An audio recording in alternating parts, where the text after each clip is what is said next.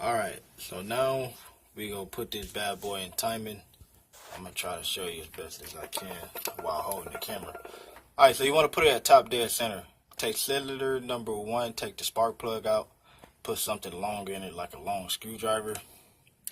And as you can see on the timing belt gear, there's a mark. I actually marked it red so you can see this red mark right here. You want to line it up with that arrow that's on the oil pump.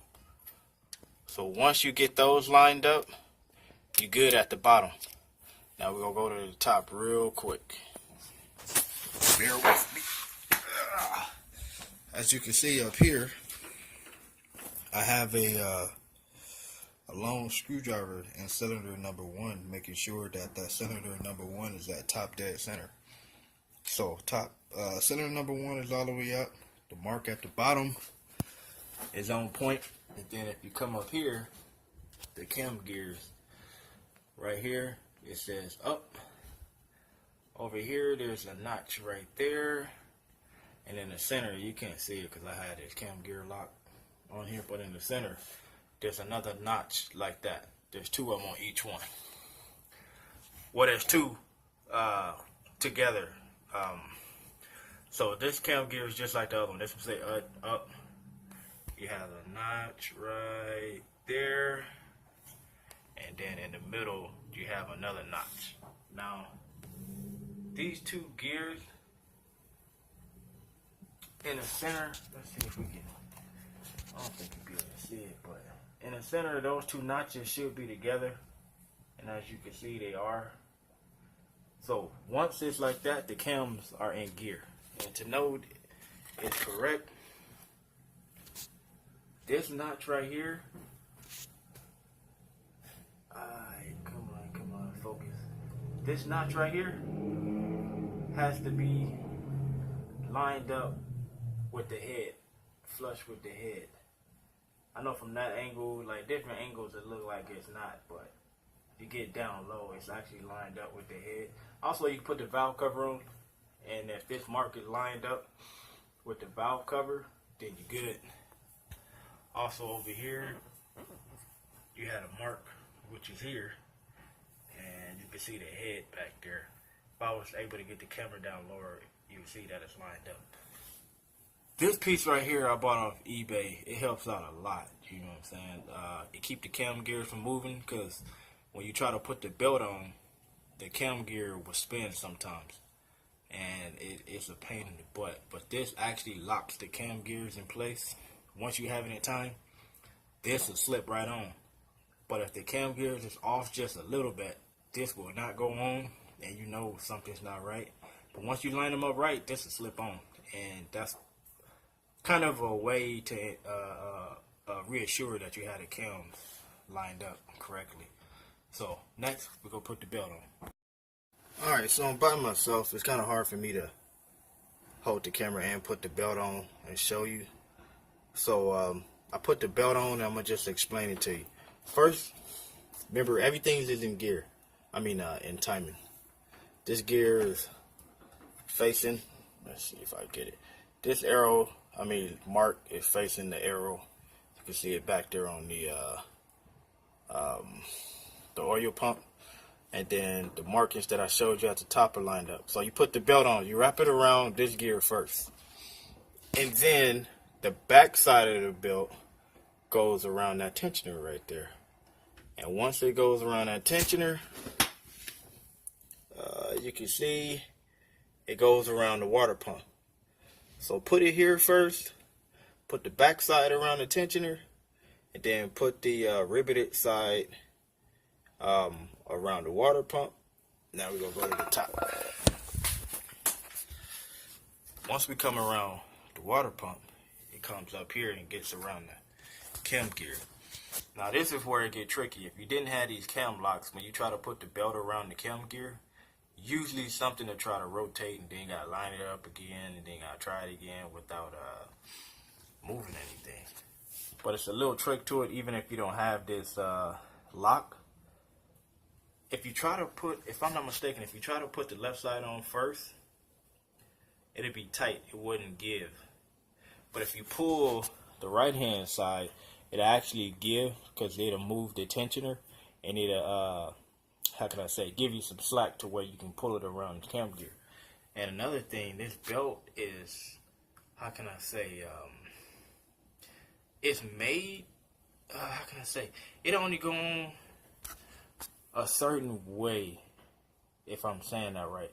So if the cam gear is not lined up right, this belt won't even go on. The teeth, see how the teeth falls in the groove? If the cam gear is not lined up right, the teeth won't line up to the groove. It'll be hitting the edges, and you would never get this belt on. And you will notice, like, oh, I gotta rotate this one a little bit for the belt to slide on, and such and such. So that's why it could be kind of complicated, but I urge anyone who might be a beginner at this, even for somebody who's good at it and just want to make it easier for themselves, get this cam gear lock. It helped me a great deal, and it comes in handy. So if it's in timing like it is now, this belt is easy to slip on. And you can slip it on without even worrying about it hitting the gears. Now, it's a little trick to it, even though the cam lock is there. What you want to do is, this belt, you don't want to have one side all the way on and then try to slip the other side on.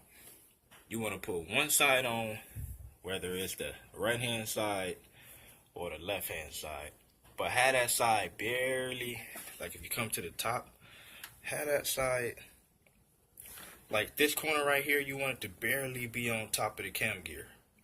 And then while this one is barely on, you want to take this one, kind of fold it a little bit like that, and slip it on in an angle.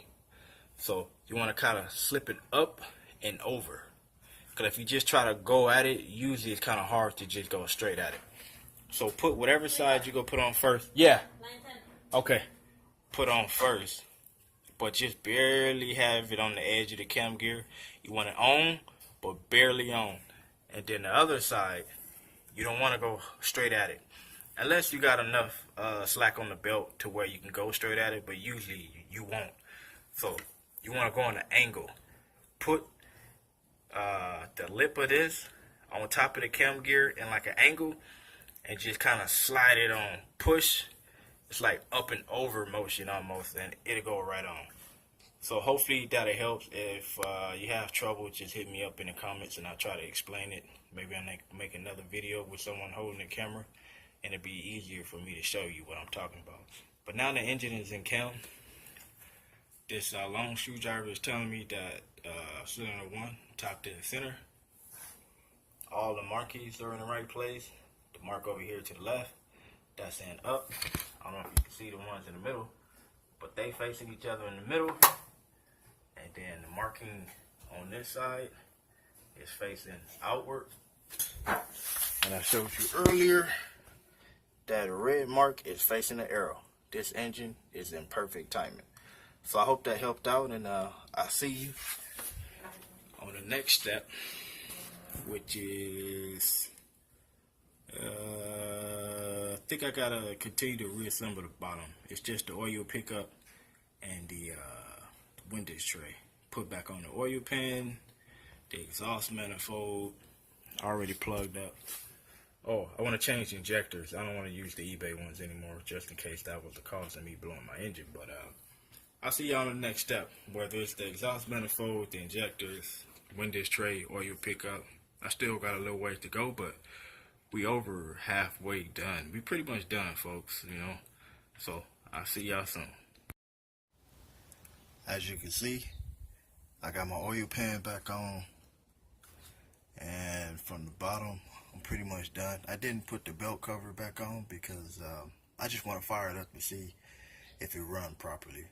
Once I see everything is running properly, I'll hook up everything to where it's supposed to be, and I know I'll be done. But if something's wrong, I'm going to have to tear it down again, and there's less parts to tear down. So I just put back on what I need to put on to be able to fire it up. So the back is done. We're going to move to the top. Alright, so I got the top assembled. Only thing we needed to do up here was to put on the valve cover. I put back on the distributor And for those who might not know the firing order with the distributor where it is, this one to your left is number 1, the one to the right is number 2, the one to the top left is number 3, and the one to the top right is number 4. And the way they plugged in, number 1 is to your far right, the second one is number 2, the third one is number 3, and the fourth one is number 4. So as you can see, number 1 is going to the bottom over here. Number 2 is running to the bottom next to it. Number 3 is running to that top left, and number 4 is the short one. I don't know where I'm going, but it's the short one right here, going to the top right. And that's the firing order. And I put oil on it already. As you can see, I only put a couple bolts on the exhaust manifold. Like I said, I'm just trying to put things together so I can fire it up. The downpipe isn't connected because I don't need the downpipe to fire it up. I did connect the oil feed line, although I'm not going to be driving it at the moment. But you know, you don't want oil shooting all over the place, so I connected it to the turbo. And I just reminded myself I need to hook up the bottom where the oil drain, because I didn't plug that back up. But other than that, everything is cool. And the next video or showing should be me firing this thing up. Alright, this is the initial first startup. We're going to see how it go. Might be a little loud because I don't have the exhaust hooked all the way up. So here we go. See how we roll. My little carpool buddy right there. Hey, what's up, man? Get back in the car. We ain't rolling yet. Alright, see if you can start it.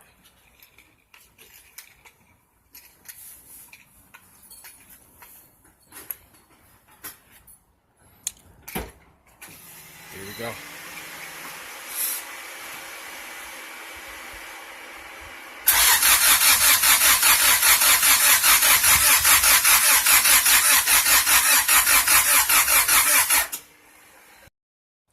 So as you've seen in the last clip, damn thing don't want to start.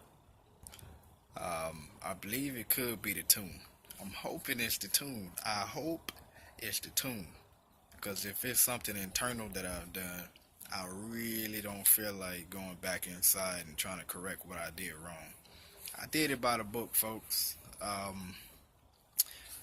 I have a stock ECU, but I don't have stock injectors. So I'm going to order some stock injectors. They should be here in a couple days.